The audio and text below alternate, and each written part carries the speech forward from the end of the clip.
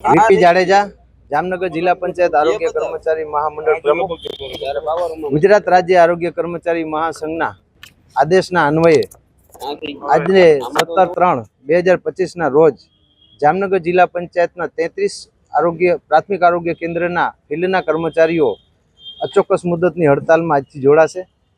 આજે મુખ્ય જિલ્લા આરોગ્ય અધિકારીને અમે અમારું આવેદન આપ્યું છે।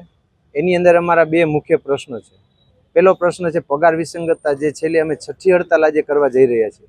વારંવાર સરકાર તરફથી અમને વચનો આપવામાં આવે છે, ખાતરી આપવામાં આવે છે, પરંતુ પ્રશ્નનો ઉકેલ આવતો નથી। અને બીજો પ્રશ્ન અમારો છે ખાતાકીય પરીક્ષા।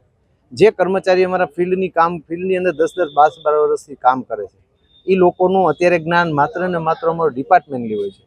જ્યારે ખાતાકીય પરીક્ષા અમારી માથે અત્યારે જે મૂકી છે, એનાથી જ અમે પાસ કર્યા પછી જ અમને ઉચ્ચ અને પ્રમોશન મળે એમ છે।